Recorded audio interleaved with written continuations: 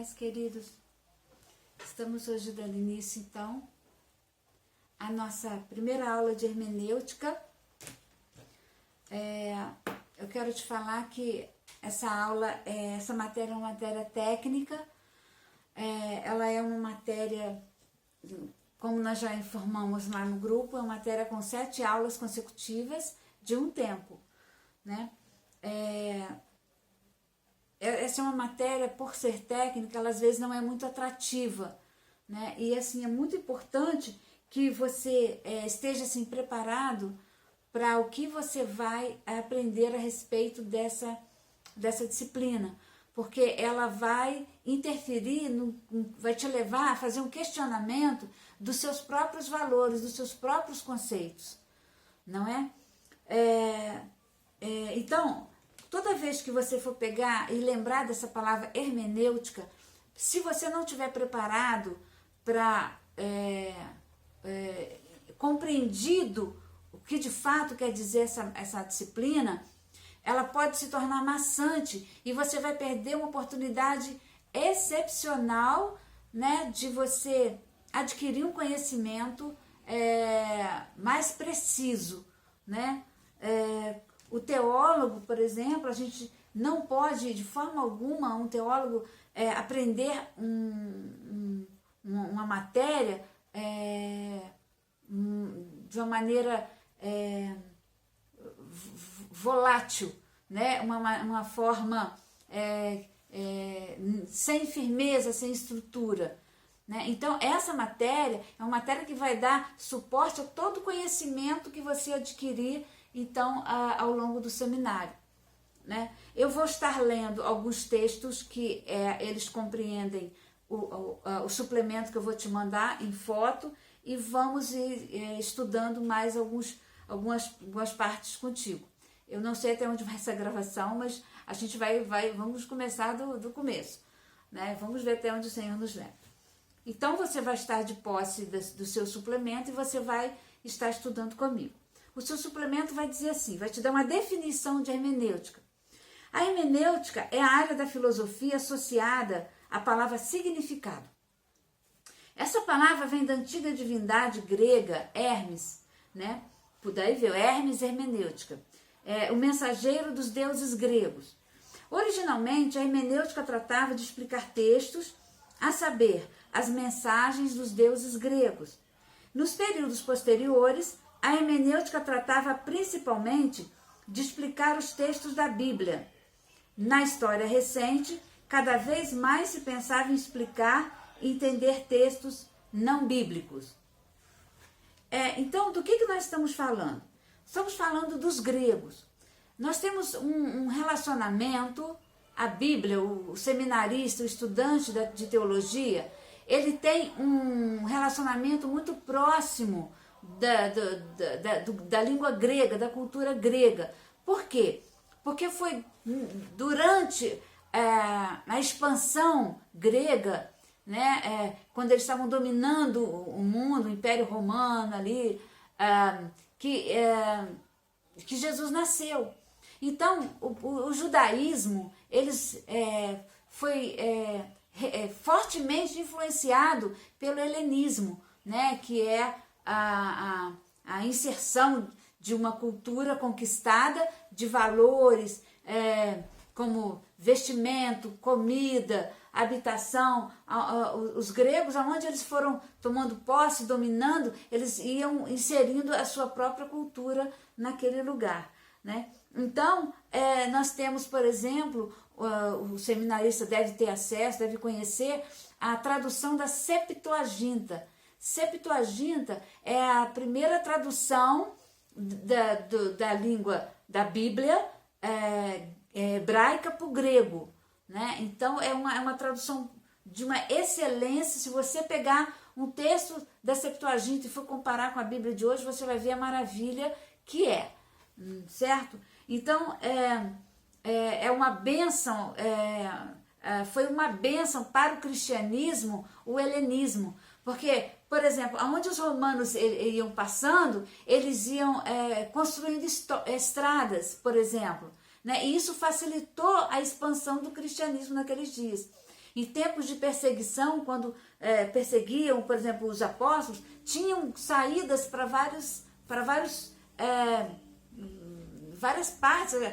O âmbito geográfico do cristianismo alavancou, né, agigantou-se naquele dia por conta das estradas que foram abertas através da expansão romana, então, sobre que ainda sentiu os efeitos do helenismo.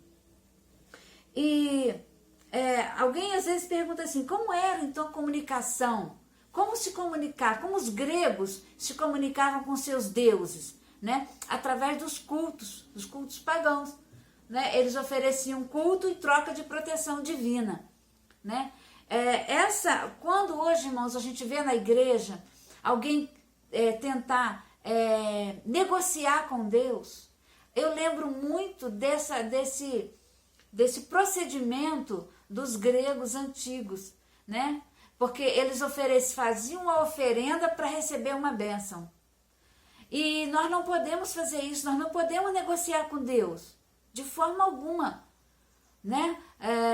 A proteção divina, irmãos, ela é graciosa, nós estamos debaixo da graça. Então eu não preciso subir escada de joelho, usar uma fita, né, amarrar, fazer uma viagem a determinado lugar para mim a receber uma graça de Deus. Porque a palavra graça já quer dizer, né, bênção imerecida, né, aquilo que eu não mereço. Quer dizer, nada que eu fizer vai pagar o bem que Deus me deu, né? E Hermes também, na sua função de transmutação, que função era essa? De ser o intermediário dos deuses, né, dos deuses gregos com os seres humanos. Ele criou um sistema de transformar toda a informação que os deuses queriam dizer aos homens. Ele criou um sistema para se compreender isso, para se absorver isso, né? Ele diziam que era a mensagem do destino, né? E era o ato de acessar, questionar e explicar um fato. Então eu queria que você escrevesse essa interpretação que nós podemos absorver desse conceito grego, né? Então a hermenêutica seria o ato de acessar, questionar e explicar um fato. Então, quando você tem uma informação da Bíblia, você tem que ela tem que te dar esse cabal, né? Essa possibilidade de você acessar e questionar. Tia P, mas eu posso questionar a Bíblia? Claro que você pode. Afinal, o escritor, o grande inspirador da Bíblia está ali presente, né? É nele que inspirou, né? Então ele vai te explicar. Então você pode questionar, não tem problema algum, né? E quando a gente fala nos deuses gregos, nós vamos lembrar dos oráculos. O que era um oráculo? Os deuses tinham 2 oráculos. Um era o oráculo de Zeus, né? O oráculo de Zeus é o mais antigo e ele se estendeu, ele operou, esteve em funcionamento até no tempo do cristianismo, o oráculo de Zeus.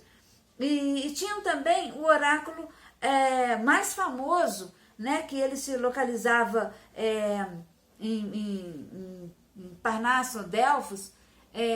Esse oráculo ele foi oferecido ao deus Apolo.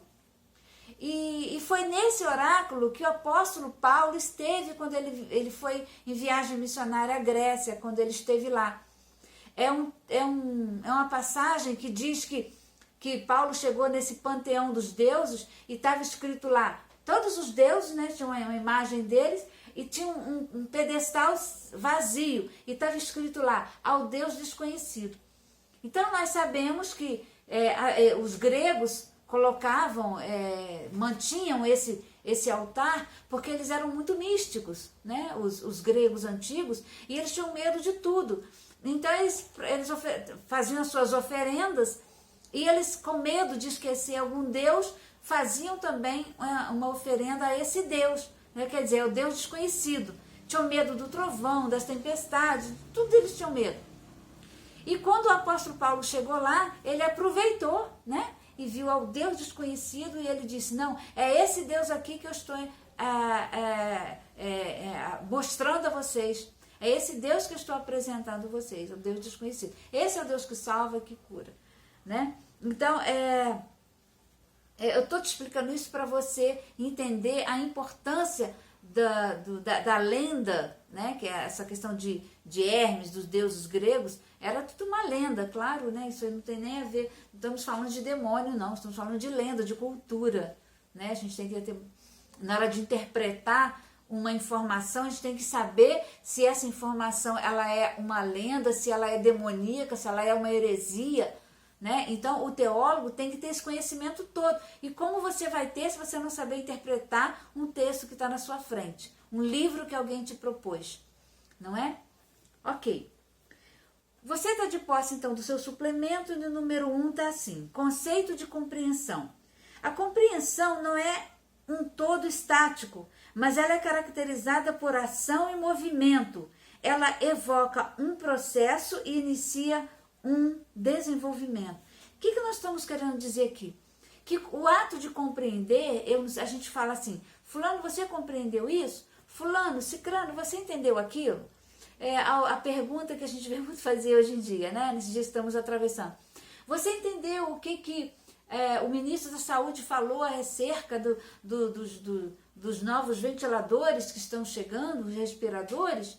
Você entendeu qual é o propósito do isolamento social? Você compreendeu? Né? Então, essa palavra compreensão, irmãos, ela é uma palavra muito falada e pouco entendida. Porque a compreensão, ela não é estática, ela é uma construção, ela é um movimento. A compreensão, ela acontece quando você recebe a informação e você movimenta ela. Você não pode... por isso que o evangelho, você não pode aprender apenas de oitiva. O evangelho, ele tem que se movimentar em você. Ou seja, o verbo tem que se fazer carne, ele tem que substanciar na sua vida. Então, quando nós dizemos assim que a compreensão ela é um movimento, porque o importante não é o que você aprende, é o que você faz com aquilo que você está aprendendo, né? Então, tem pessoas que absorvem conhecimento, vai numa aula do ITQ, esquece aquilo, guarda aquilo no papel e não estuda, não volta mais àquele tópico, né? Então, é muito importante que você saiba que a compreensão, ela vai acontecer quando você junta um conhecimento com outro conhecimento, não é? As pessoas também têm assim uma visão de mundo muito deturpada num preconceito religioso. E eu vou te mostrar por quê. As pessoas têm uma imagem muito... todos nós temos uma autoimagem e temos uma imagem de Deus e temos uma imagem de mundo, né? Então como eu me vejo, como eu vejo Deus e como eu vejo o mundo que me cerca. Ok. Então, esse tipo de visão tridimensional, essa visão, ela interfere em como eu interpreto os textos que eu leio. E não só bíblico. Essa visão que eu tenho acerca de mim, de Deus e do mundo, ela interfere nas informações que eu assisto num telejornal. Essa imagem que eu tenho de mim, ela interfere nos meus relacionamentos com meus familiares. Essa imagem que eu tenho de mim, de Deus e de mundo, interfere na mensagem que eu ouço do pastor. Eu não sei se você já teve a experiência de conhecer alguém que só pensa coisas ruins. Que se alguém falar uma coisa negativa num grupo, é para ele que falou. Se cair um raio aqui em Três Rios, vai cair em cima dele, né? Então, tudo de ruim é com ele. São pessoas que têm uma autoimagem altamente negativa, né? Então, essa negatividade, ela acaba interferindo em como ele absorve os conceitos da Bíblia. Então, um teólogo precisa ter esse entendimento e se porventura, você é uma pessoa que tem uma imagem negativa de você, de Deus e de mundo, ou só de você ou só do mundo, você precisa rever isso, reconstruir essa autoimagem, né? Se olhar como um filho de Deus, uma criatura de Deus, não é? Essa é a grande importância de você começar a se abrir para o mundo da teologia, né? Nós vemos também que essa imagem que a gente às vezes tem de nós mesmos influencia a imagem que temos de Deus. Então, por exemplo, se eu, a tia P, for contaminada, for testada positivo para o coronavírus, eu vou dizer, mas por que eu? Por que não o outro? Por que não o ímpio? Por que eu que trabalho na casa do Senhor, na obra do Senhor? Esse é o questionamento que muitas pessoas fazem. Crente não pode ficar doente? Crente não pode pegar o coronavírus, testar positivo? Por que não? Queridos, nós só não vamos morrer se nós formos arrebatados. De outra maneira, nós vamos ter que experimentar uma doença. Nós vamos passar pela morte através de uma enfermidade. Seja coronavírus, seja AIDS, seja câncer. Todos vamos morrer. O fato é que todos nós vamos ter que prestar conta ao Senhor um dia, no dia que Ele nos chamar, né? Nós todos já nascemos com um dia predeterminado para nós morrermos. Então, essa autoimagem tem que ser trabalhada, tem que ser combatida, essa autoimagem negativa, através de boas perspectivas do que o Evangelho me propõe. O Evangelho vai dizer, em tudo que é bom, que é certo, que é justo, nisso pensais. Ou seja, você não pode ficar pensando no que é ruim, você não pode ficar pensando em tragédia, né? As tragédias existem e sempre existirão, mas o crente atravessa por elas de queixo erguido, né? Crente fica doente? Fica, mas crente não tem medo de morrer porque ele sabe o que está guardando ele, não é? Eu quero te falar também sobre a individualidade humana. Por que nós somos assim, né? Essa individualidade humana, ela não é entendida como a ruá. Ruar quer dizer, eu vou soletrar, R-U-A-H, ruá. Ruá é uma palavra grega que quer dizer hálito, sopro de vida, né? Ou espírito também, né? E essa palavra, ela não pode ser entendida, olha, presta atenção, essa palavra ela não pode ser entendida como a individualidade humana. O espírito que Deus nos dá quando nós somos criados, ele não traduz a individualidade humana, ele não quer dizer a individualidade humana, porque esta individualidade ela é construída ao longo da nossa vivência. Os irmãos estão entendendo? Então, o que eu sou é uma construção. Isso quer dizer que eu não sou obrigada a ser hoje, se eu sou uma pessoa ruim, ou se eu sou uma pessoa que eu tenho uma visão negativa, que eu tenho que morrer assim. Eu tenho que buscar me moldar, mover.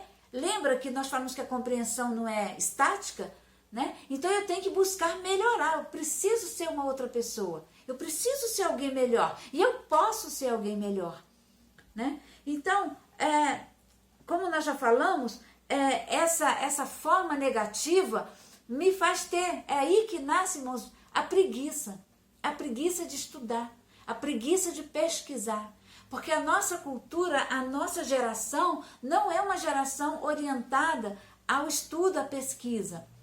E por que eu estou te falando isso? Porque nós recebemos uma informação e nós não queremos compreendê-la, nós não queremos gastar ou investir tempo na compreensão de uma nova informação. Então é mais fácil eu absorver essa informação como verdadeira. Então eu ouvi uma coisa no telejornal, é mais fácil eu entender aquilo como uma verdade do que questionar, de buscar opções para ela, de fazer aquela informação virar uma verdade para mim, né? Assim é o evangelho, assim é o seminarista. Você recebe uma informação e você precisa fazer essa informação se tornar verdadeira, Quer dizer, quando você passar essa informação, você tem que ter certeza que você está passando uma informação verdadeira, né? Tem um ditado popular que diz assim, que quem conta um conto, aumenta um ponto, né? Mas no Evangelho nós temos que ser bastante reticentes com relação a isso. Vou te dar um exemplo. Tem um texto na Bíblia muito conhecido, que lá em Ezequiel capítulo 37, que fala sobre os ossos, né, que estavam começando, né, a se mover, né? Essa interpretação de Ezequiel, a visão de Ezequiel, ela tem a função de revivificar os ossos no verso 5, 9 e 10. Observa lá, faz essa leitura. Nesses 3 versos, a função da visão é revivificar. Mas quando, na sua interpretação final, no verso 1 ao 14, quando você faz uma visão holística, né, de todo o texto, você vai ver que o que ele está querendo dizer, o que Deus quis dizer através do profeta Ezequiel, é que um dia a Israel se ergueria como de mortos, como se olhasse um cemitério onde só haviam ossos e eles iam se tornar carne, iam viver novamente.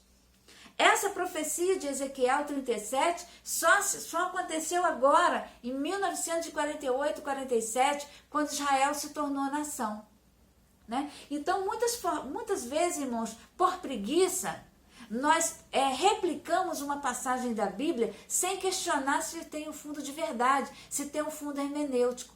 Essa matéria vai te ensinar a buscar a origem da informação. Eu vou te dar um outro exemplo clássico, que também é bastante comum alguém perguntar, né? O texto lá do profeta Joel, né? Quando ele vai dizer que no final dos dias, né? No final dos tempos, haveria um grande avivamento. Haveria um grande avivamento. Irmãos, para Joel, o final era futuro. E ele falou que haveria um grande avivamento. Sabe quando aconteceu esse avivamento? Em Atos capítulo 2. Quando, na descida do Espírito Santo, ali no cenáculo. Sabe por que nós podemos afirmar isso? Porque nunca houve um avivamento em toda a história humana como naquele dia. Um avivamento tal que ele reportasse e influenciasse as gerações posteriores. Quantos séculos somos influenciados por aquele evento que aconteceu ali no cenáculo, que hoje nós entendemos como sendo o batismo e o selo do Espírito Santo. Então, se eu não aceitar aquilo dali, eu vou ter dificuldade em aceitar a graça, não é?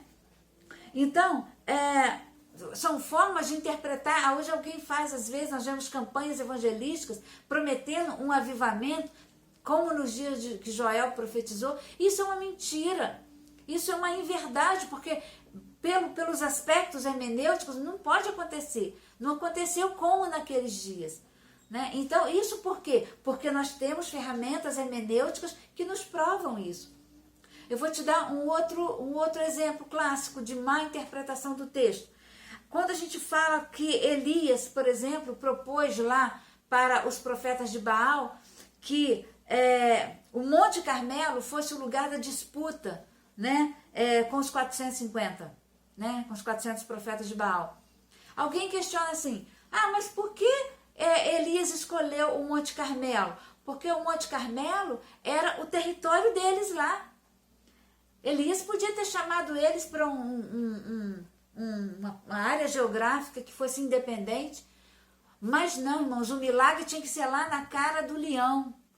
É lá que eles tinham que ser envergonhados, diante do panteão dos deuses deles, né? Então, por isso é que o Elias escolheu lá o Monte Carmelo. E muitas pessoas criticam porque não compreendem, porque não lançam mão da hermenêutica, né? Dessas ferramentas que estão disponíveis para nós, com a compreensão desse texto, né?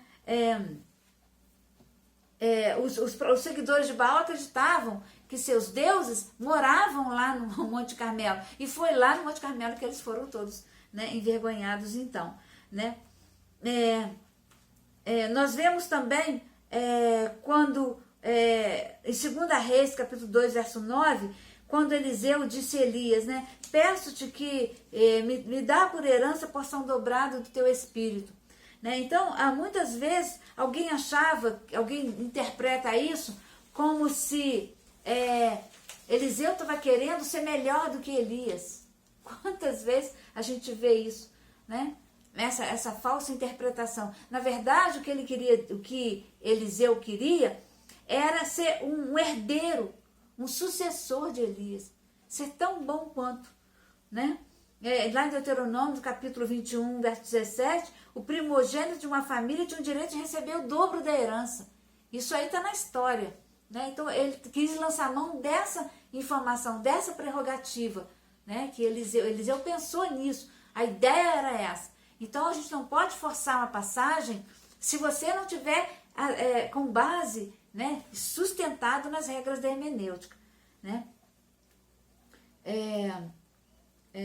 Um cientista, por exemplo, ele pode investigar uma célula, uma pedra ou um átomo, né? Ele pode investigar, ele pode explicar, mas ele às vezes não pode entender. Nós estamos vendo esse problema que estamos tendo aí com relação à busca da vacina por esse coronavírus. É difícil, eles conhecem, sabem que é o vírus, explicam o vírus, mas ainda não podem entendê-lo.